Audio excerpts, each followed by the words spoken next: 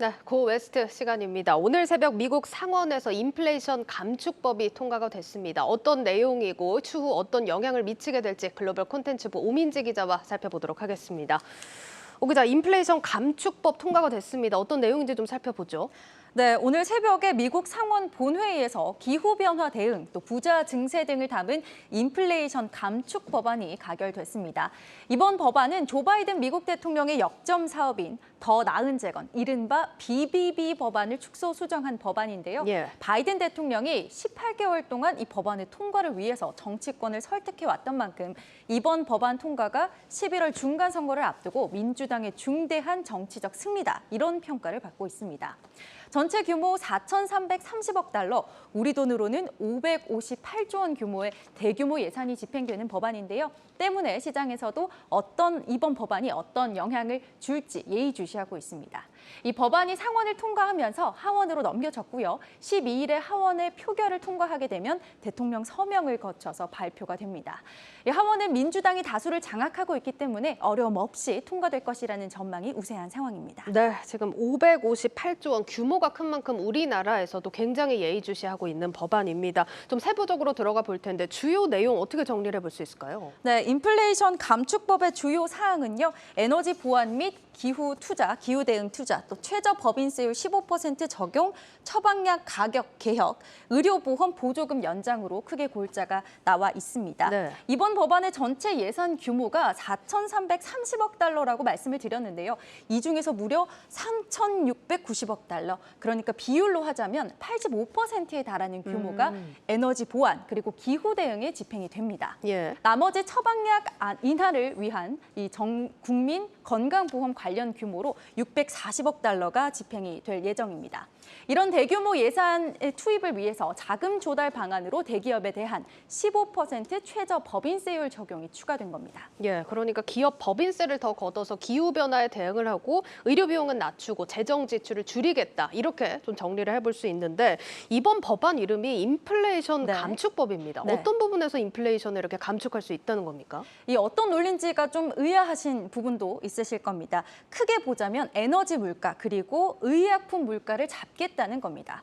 기존에 바이든 대통령이 제안했던 BBB 법안이 가로막히면서 인플레이션 감축법이라는 이름을 달고 다시 나온 건데요. 기존 전통 에너지 이외에도 신재생 에너지로 에너지 구도를 다각화하면서 석유나 가스 등 기존 에너지의 물가를 잡을 수 있다는 겁니다. 이 처방약 가격을 인하하는 것도 의료 복지인 동시에 이 물가를 잡는 기능을 할 것이다 라는 논리인데요. 물론 이런 방식의 물가 잡기가 과연 실효성이 있느냐라는 의구심을 던지는 전문가들도 적지 않습니다. 이 노벨 경제학상 공동 수상자인 버넌 스미스 등 미국 경제학자 230여 명은요. 미국의 인플레 감축 법안 오히려 인플레이션을 부채질하고 또 미국 경제에 부담을 줄 것이다, 이런 서명을 제시하기도 했습니다. 네, 그리고 이번 법안 지금 상원 통과가 될 때도 51대 50, 그러니까 공화당의 전면 반대에도 불구하고 캐스팅 보트로 가까스로 통과가 됐습니다. 자, 그런 만큼 아직까지 회의적인 시각도 많다는 점 참고를 해볼 필요가 있겠습니다. 어쨌든 사실 하원 통과가 말씀해 주신 대로 무리 없이 좀 통과될 거다, 이렇게 보는 시각이 많은 만큼 좀 살펴볼 필요가 있을 것 같은데 어떤 기업들이 그럼 수혜를 보게 될까요?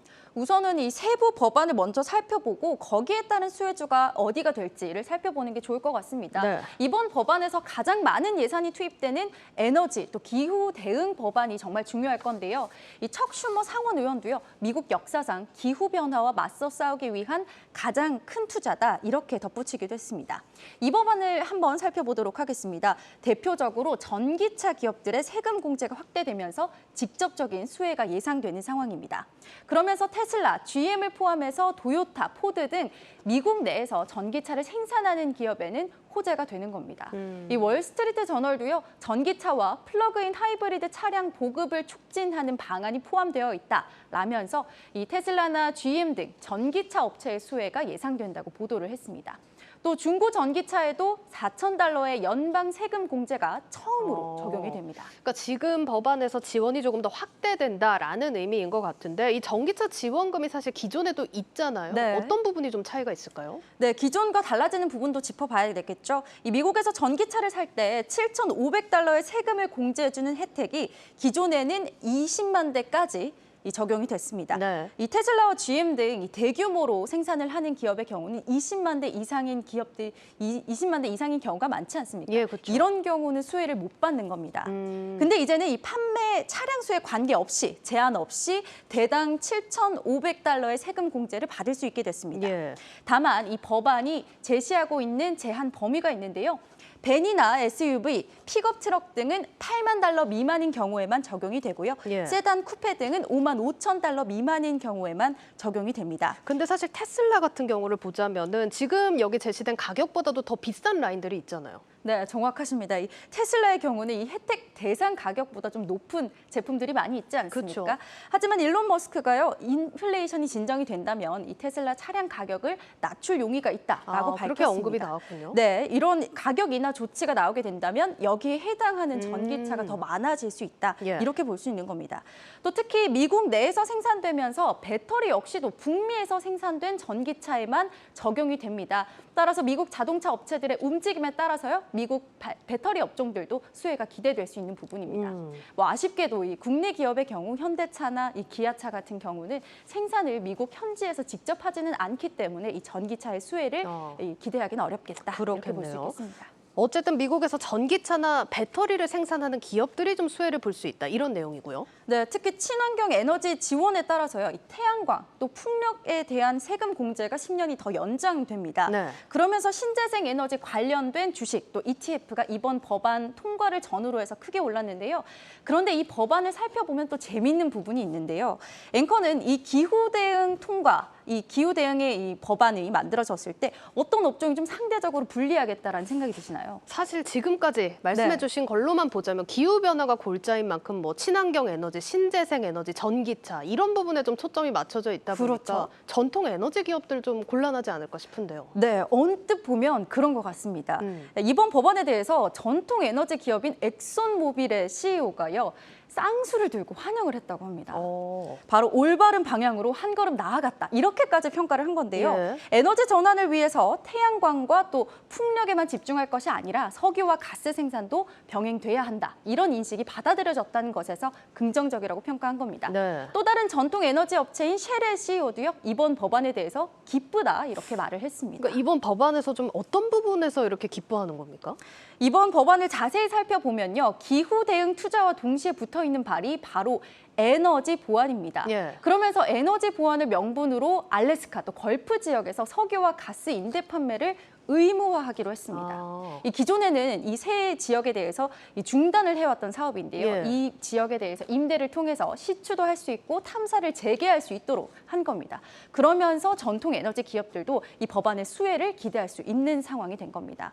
이런 점 때문에 동시에 이번 기후 대응에 대한 너희들의 이런 대응이 진심이냐라는 지적도 같이 나오고 있는 부분이죠. 알겠습니다. 자, 어찌 됐든 전기차, 신재생 에너지뿐만 아니라 전통 에너지 기업들도 같이 수혜를 볼 수 있는 상황이 됐습니다. 자, 그러면 반대로 좀 피해를 볼 만한 업종들도 있을 것 같은데 업종에 뭐 국한되지 않더라도 이번 지금 법인세 최저세율 15%가 적용이 됐잖아요. 업종에 상관없이 대기업들 좀 곤란하지 않을까 싶은데 어떤가요? 네, 이 증세로 인한 수익 악화를 피하기는 어려운 상황입니다. 이번 법안으로 대기업은 최저법인세율 15% 적용을 받고요. 자사주 매입을 할 때 세금이 부과가 됩니다. 이 세금은 기존에 없던 신설된 세금인데요. 예. 엘리자베스 민주당 상원의원의 보고서에 따르면요. 기존에 비해서 약 70개의 회사들 세금 부담이 늘어날 것이다. 이런 전망이 나오고 있습니다. 이 법안상으로 대상 기업이 연간 이익이 10억 달러 이상인 기업이어야 하고요. 법인세가 실효세율이 15% 미만이어야 합니다. 다시 말해서 15%보다 덜 이 법인세를 내고 있었다면 증세 대상이 되는 거죠. 해당되는 기업이 최소 70곳으로요. 증세된 법안 적용이 된다면 세수가 220억 달러 늘어나게 됩니다. 미국의 조세경제정책연구원에 따르면 2020년도를 기준으로 했을 때 페덱스나 나이키 등 최소 이 55곳의 대기업이 각종 공제 또 감면 등으로 법인세를 전혀 내지 않았다. 이런 걸로 나타났습니다. 또 기업이 자사주를 매입할 때는 1%의 세금이 부과가 되는데요. 따라서 에너지주 등 기존의 자사주 매입을 좀 적극적으로 해왔던 기업들에는 악재가 될 수 있다라는 지적이 나옵니다. 미국 정부는 이렇게 대기업을 대상으로 한 증세를 통해서 3,130억 달러, 우리 돈으로 460조 원 가량의 세금을 더 걷어들이겠다는 계획입니다. 예, 이번 법안 12일 일단 하원 표결을 앞두고 있습니다. 지금 미국 의회가 8월에 또 휴회가 들어가는 만큼 그 전까지 최종 통과가 될지 지켜보도록 하겠습니다. 고웨스트 오민지 기자였습니다.